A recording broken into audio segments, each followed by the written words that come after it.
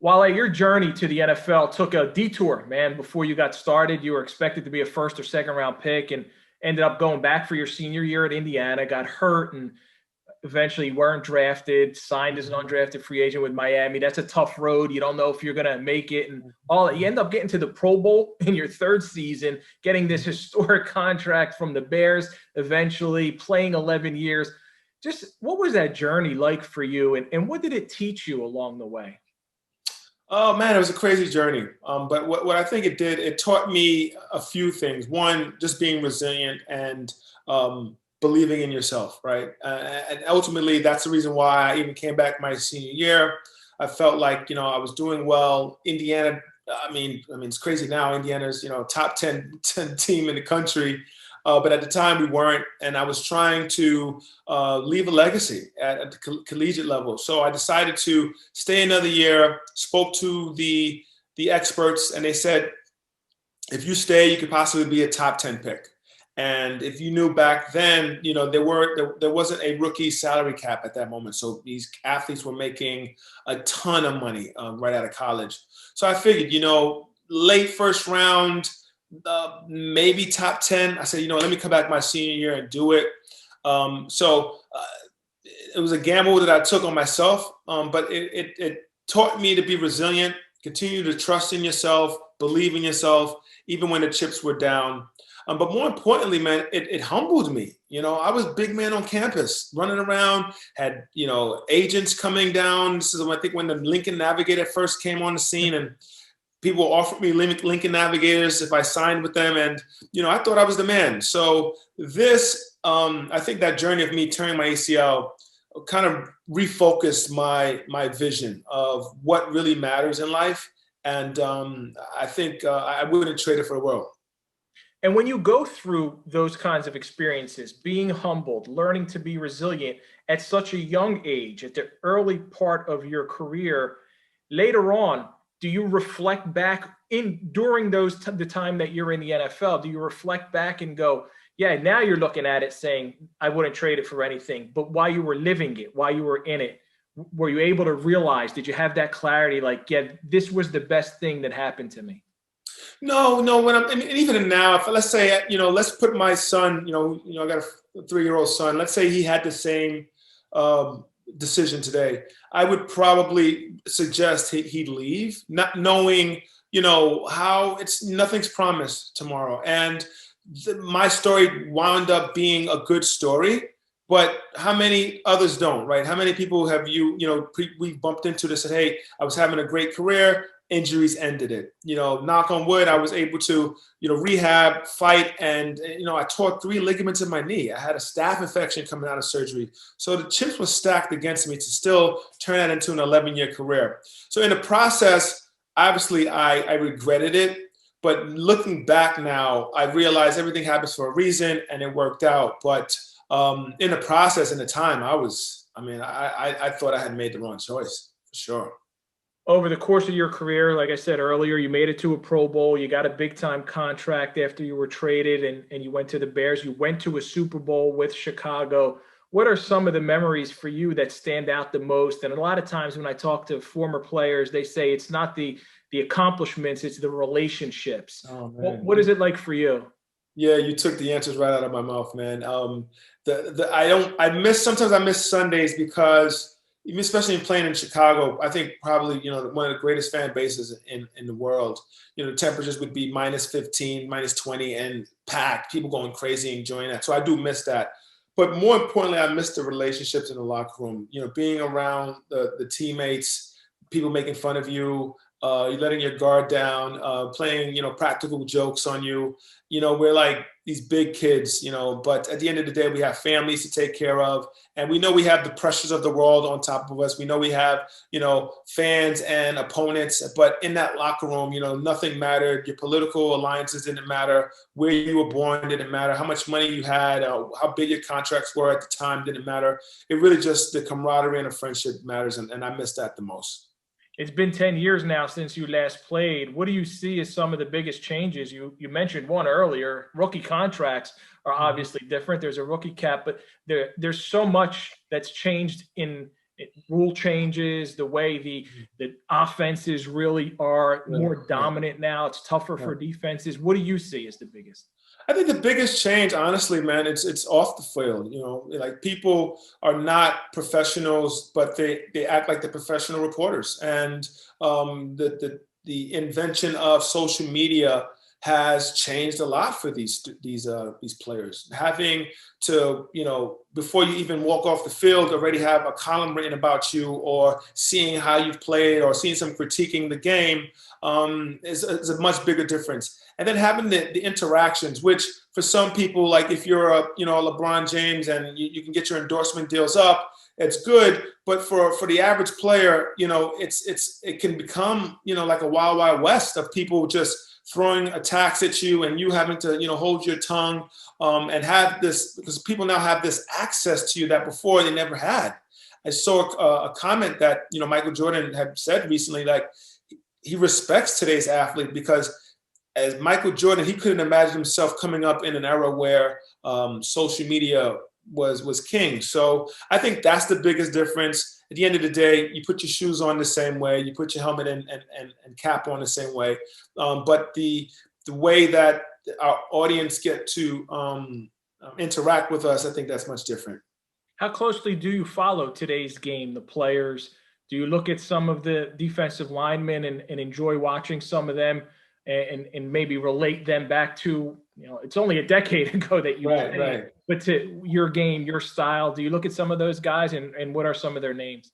Yeah, well, the biggest, you know, obviously, Aaron Donald and Khalil Mack, I tend to gravitate to them just watching the way they play. I mean, Aaron Donald just is just a man child. The way he's built, you know, he's not the typical, you know, three technique that I had, you know, started coming up with these big, massive guys like Tim Bowens, or it was a Gerard Warren, or Marcus Stroud. These were some big men. I played with a guy named Daryl Garner. He's like 6'6", 315 pounds, big, massive men.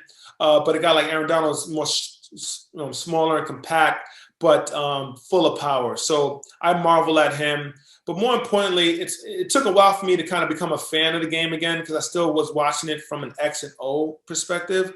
So, you know, I like, you know, at the end of the day, I probably watch basketball more because I still kind of like a student of the game, and I'm looking at X and O's. I don't get to really enjoy it like a regular fan would. We talk about the differences now with the social media. That's an opportunity for players to build their brand, right? They get to build their brand. There's obviously so many different opportunities, financial opportunities for them that come their way. And it's difficult to navigate who's trying to come at me and take my money, and who's trying to come to me with something legitimate. I know that you're involved in a social and financial initiative with UBS, a global wealth manager. What are you doing with them, and why is this important, especially in today's age? Well, what we're doing is, you know, and too much credit goes to UBS. We're starting this athlete and entertainment segment. I'm the head of sports and entertainment at the firm, and our initiative really is to bridge the gaps, right? Get the resources behind our advisors, so that this segment, whether athletes or entertainers, we're tired of seeing the AP headlines, right? Of so and so has gone broke, or so and so got duped, or so and so is in a Ponzi scheme, right? Being a former player, being involved in situations where I had unsavory characters managing my money, I think now is the right time for us and me and UBS to get together to say, hey, let's bridge some of the gaps, right? UBS is the world's leader when it comes to financial management. I want us to dig a little deeper, get away from the stereotypes and the misconceptions that we have, stay away from the social media way of looking at our athletes and entertainers, right? Our advisors sometimes, to their discredit, look at athletes as fans, look at entertainers and their fans. You cannot be a fan and advise me. You have to be a partner. You have to be someone that's willing to be an advocate for me, hold my hand, understand the communities that I come from, and understand that I'm ultimately trying to leave a legacy. If they understand that, I think, you know, they're doing the work, and making sure that these athletes and entertainers do not have these headlines of, you know, falling into ruin. And right now, as we still live through a global pandemic, several months into it, finances are difficult for a lot of, we see the NFL with no fans. We see a lot of sports, obviously, with no fans. Things are going to be different. We don't know what it's going to look like in 2021. Some athletes may have to go about the way they live their lives a little bit differently. So how does that factor into everything that you guys are talking about and working on? Nice, great question. I believe at the end of the day, our advisors have to understand the CBAs of these leagues, right? They've got to understand that there may be an adjustment period of the salary cap may come down, may be reduced. I'm sure owners are going to put in COVID insurances. Like if you don't play a certain amount of the season, you might not get your bonus. And these players have to understand that. Instead of just signing their names on a dotted line, advisors, along with the agents, are going to have to take a closer look at this language in these contracts, making sure that they're protecting their clients from COVID issues. Because this is going to come up in the next CBA. It's going to come up in the next couple contracts. If you're a free agent now, you better read your contract, especially if your contract are connected to performance bonuses, player bonuses, and time. You miss out with COVID. You may miss out on a couple $1 million just by getting sick for a couple weeks. Wow, that sounds like really sound advice, because I think a lot of guys, they're living for the moment, right? And it's hard to, when you're in the game, when you're playing, when you're fighting for a new contract, you're in that moment. What does it take to be able to take a step back and go, I have to make sure 3, 4, 5, 6 years down the line. Now, especially in the case of the NFL, I know more contracts are becoming guaranteed, but there's still, you could be here today, gone tomorrow. What does it take to be able to recognize and realize that I got to look towards my future? I think at the end of the day, you've got to realize this. I could care less. You look at Patrick Mahomes' contract, right? Almost $500 million. I mean, gosh, I wish I was playing today, right? But if we do not play another game, you cannot tell me Patrick Mahomes is going to get $500 million. I don't care what anyone says is guaranteed or not. You have to play the game. So what we have to understand is that nothing's promised tomorrow. And with that being said, you've got to now surround yourselves with the ecosystem around these athletes, where it starts with the financial advisor, has to be sound in his advice. He has to be able to take a step back. Because when you're in it, like when I played at Indiana University my senior year, I wanted to play. I wanted to come back for another year. The right decision probably was to leave. Who knows? But because I'm in it and I didn't have enough of an echo chamber to say, hey, well, I was in an echo chamber and I have enough of an ecosystem of people saying, you might not be making the best decision for your family and for your legacy to come back to school. You might not be making the right decision to sign that contract extension right now. Athletes and entertainers have to do a better job of getting people around them that will tell them what they have to hear. Not what they want to hear, what they have to hear. And that's the key of getting sound advice. And that's my goal here at our firm, is looking at our athletes holistically, not just day to day, headlines, I'm a Pro Bowl player. Look holistically, like, what are my decisions today and how is that going to affect me later on? We call this thing the 3 L's here at the UBS, right? The wealth management ways: liquidity, longevity, and legacy. Liquidity is short-term, longevity is long-term, and legacy is for a lifetime and generation, right? That's the way our athletes have to do it, and entertainers. And I'm happy to push this initiative forward. When did that realization hit you that this is, I want to be involved in this, and this is something that I got to do? And then obviously you put in the work, you put in the time, the study, the effort to reach a position that you're in now. It started off while I was in the league. Listen, I was a 4-year graduate at Indiana University. I had a ton of money in the bank. I was a Pro Bowl player. I was a captain of the Chicago Bears.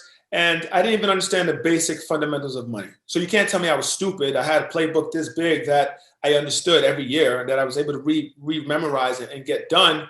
But I didn't understand the basic fundamentals of money. I didn't understand what a basis point was, right? Somebody said, I'm going to charge you such and such basis points. And I was just like, yeah, okay, because my pride wouldn't let me understand that.